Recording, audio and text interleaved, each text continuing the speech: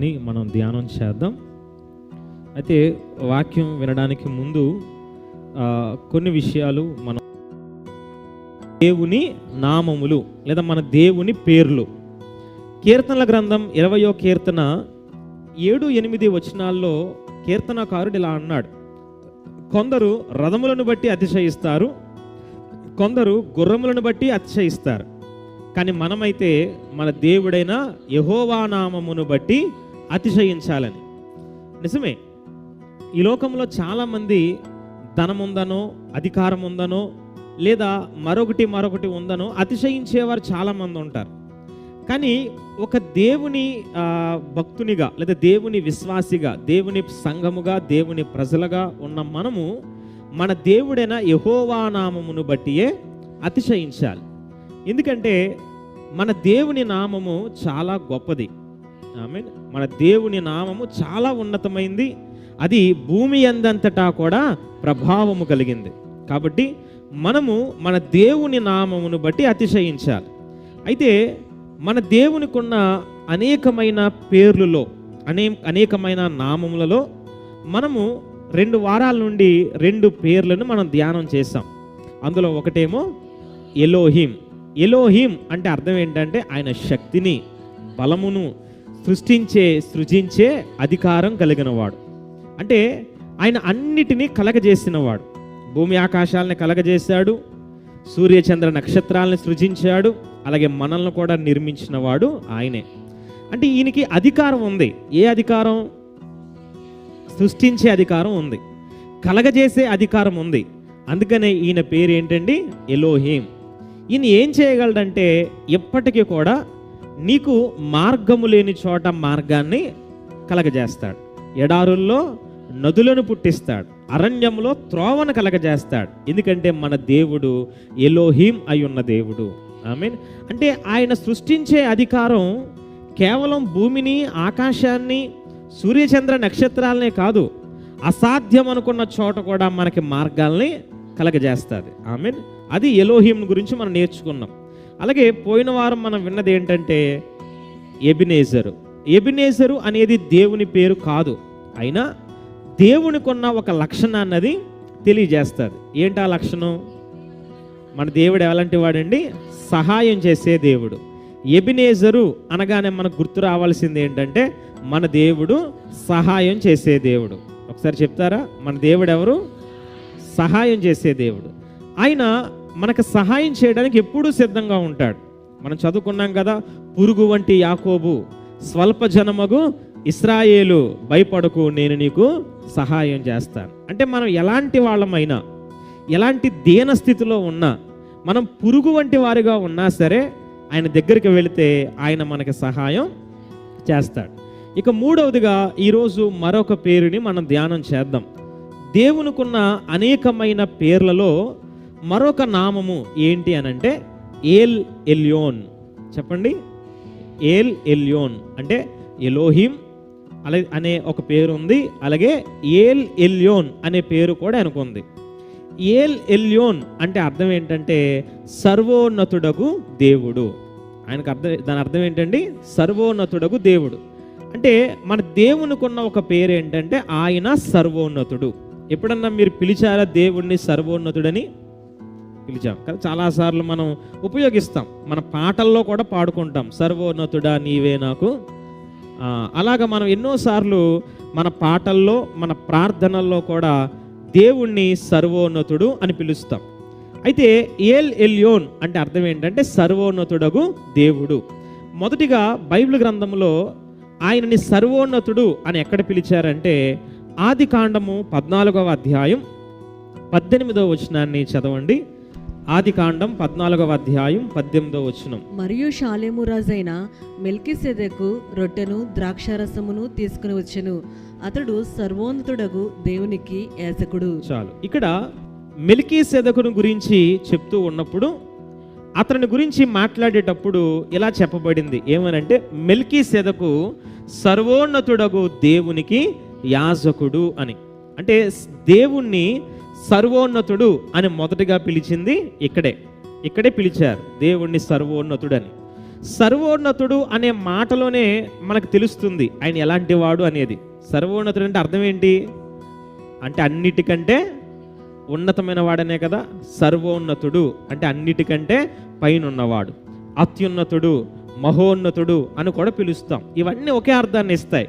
మన దేవుడు అన్నిటికంటే పైన ఉన్నవాడు, అందరికంటే పైన ఉన్నవాడు. అంటే మీరు ఏదైనా చెప్పండి, భూమిని, ఆకాశాన్ని, రాజ్యాల్ని, రాజుల్ని, ప్రభుత్వాల్ని, ధనాన్ని, లేదా ఏదైనా మీరు జ్ఞాపకం చేసుకోండి, ఏదైనా సరే దేవుని కంటే కిందే ఉంటుంది తప్ప అన్నిటికీ పైన ఉన్నవాడు మన దేవుడు. అందుకే ఆయనని సర్వోన్నతుడు అని పిలిచారు. ఆమేన్. మన దేవుడు ఎవరండి? సర్వోన్నతుడు. మీకేమైనా అర్థమవుతుందా? ఏల్ ఎల్యోన్ అంటే అర్థం ఏంటంటే సర్వోన్నతుడగు దేవుడు. అంటే ఈయన కిందే ఏదైనా ఉంటుంది, అన్నిటికీ పైన ఉన్నవాడు ఈయనే. దేవునికి మహిమ కలుగును గాక. అయితే ఈ సర్వోన్నతుడగు దేవుడు ఏం చేస్తాడు? ఈ సర్వోన్నతుడగు దేవుని వల్ల మనం ఏం పొందుకుంటాం? ఈ సర్వోన్నతుడు అనే పేరుని ఈరోజు మనం ధ్యానం చేద్దాం. అందులో మొదటిగా ఇందాక మీరు చదువుకున్న ఆదికాండము 14వ అధ్యాయం 19వ వచనాన్ని చదవండి ఒకసారి. ఆదికాండం 14వ అధ్యాయం 19వ వచనం. అప్పుడు అతడు అబ్రామును ఆశీర్వదించి, ఆకాశమునకు భూమికిని సృష్టికర్తయును సర్వోన్నతుడునైన దేవుని వలన అబ్రాము ఆశీర్వదింపబడును గాక అనియు. చాలు. ఇక్కడ మొదటిగా మనం చూస్తాం ఏమనంటే, అబ్రహాము ఎప్పుడైతే లోతుని రక్షించడానికి 5 రాజులతో యుద్ధం చేశాడో, యుద్ధం చేసి వారిని జయించి తిరిగి వస్తున్నప్పుడు మెల్కీసెదెకు అబ్రహామును కలుసుకున్నాడు. అబ్రహామును కలుసుకున్నప్పుడు మెల్కీసెదెకుకి ద్రాక్షారసాన్ని, రొట్టెని ఇచ్చాడు. ఆయనేమో 10వ భాగాన్ని మెల్కీసెదెకుకి చెల్లించాడు. ఈ సందర్భం మనకు తెలుసు. ఆ టైంలో మెల్కీసెదెకు ఇలా చెప్తున్నాడు ఏమనంటే, అబ్రహామును ఆశీర్వదించి ఆకాశానికి భూమికి సృష్టికర్తయును సర్వోన్నతుడునైన దేవుని వలన అబ్రహాము ఆశీర్వదింపబడును గాక. అంటే అబ్రహాముని ఆశీర్వదించేటప్పుడు దేవుని యాజకుడు ఎవరి పేరిట ఆశీర్వదించాడు అనంటే, సర్వోన్నతుడగు దేవుడు నిన్ను ఆశీర్వదిస్తాడు అన్నాడు. అంటే అబ్రహాముని ఆశీర్వదించడం ఎవరి నుండి వచ్చింది? ఏ దేవుడు? సర్వోన్నతుడగు దేవుడు. అంటే అందరికీ పైన ఉన్నవాడు, అన్నిటికంటే పైన ఉన్నవాడు. ఇప్పుడు ఆ పైన ఉన్న దేవుడు అబ్రహాముని ఆశీర్వదిస్తున్నాడు. అప్పుడు ఈ లోకములో ఎవరైనా అబ్రహాము యొక్క ఆశీర్వాదాన్ని అడ్డుపడగలరా? మీకేనా అర్థమైందని చెప్పింది? ఎవరైనా ఆటంకపరచగలరా? ఎవరైనా కాదనగలరా? ఎందుకని? అంటే పై నుండి ఆర్డర్ అనేది వచ్చింది కాబట్టి. ఇది మీకు అర్థం కావాలంటే ఒక చిన్న ఉదాహరణ చెప్తాను. మేము చదువుకునే రోజుల్లో మాకున్న పేదరికాన్ని బట్టి ప్రతి నెల ఫీజు కట్టడం చాలా ఇబ్బందిగా ఉండేది. అప్పుడు అంటే మీలో కొంతమందికి సిటీ పబ్లిక్ స్కూల్లో చదివిన వాళ్ళకి, ఏ బ్లాక్లో ఉన్న వాళ్ళకి మోజెస్ సార్ గారు అంటే తెలిసే ఉంటారు. వెంకటేశ్వరరావు సార్ గారు అని పిలిచేవారు. అమ్మ ఆయన దగ్గరికి వెళ్ళి అడిగేదన్నమాట, కొంచెం ఫీజు తగ్గించండి, ఒక 20 రూపాయలు, ఒక 30 రూపాయలు ఫీజు తగ్గించండి అడిగినప్పుడు పాపం ఆయన చేతుల్లో ఉండేది కాదు. ఎందుకంటే ఆయన స్కూల్లో ఒక ఎంప్లాయీ మాత్రమే.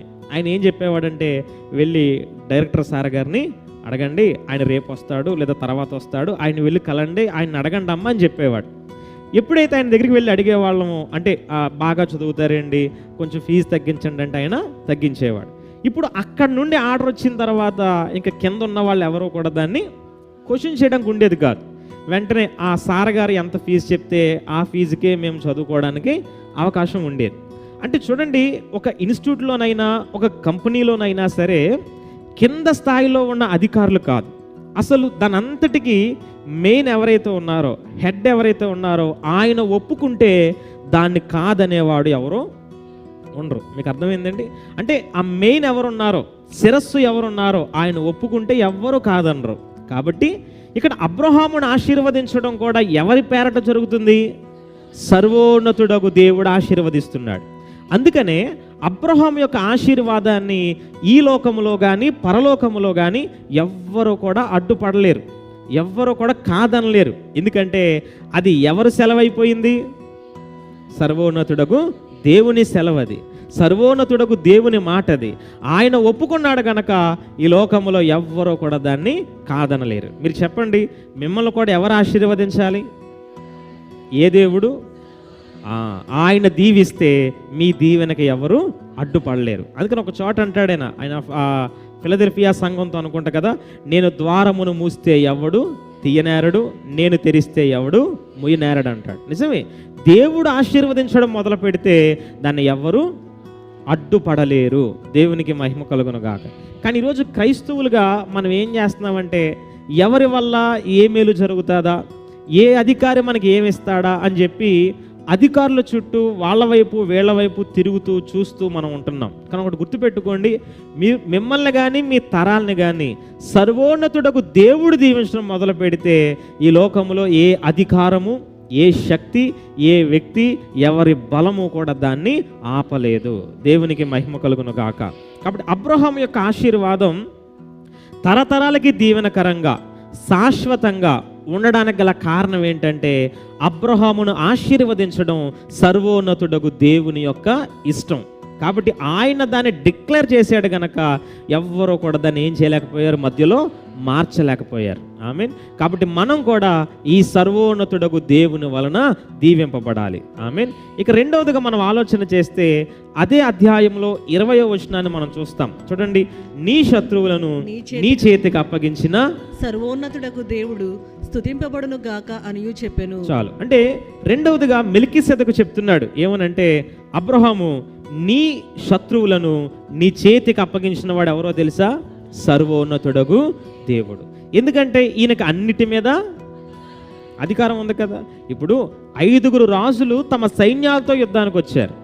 అబ్రహాం ఏమో తన పనివారిని తీసుకుని వెళ్ళి యుద్ధానికి వెళ్ళాడు. ఎవరు బలవంతులు? ఆ 5 రాజులు, వారి సైన్యాలే బలవంతులు.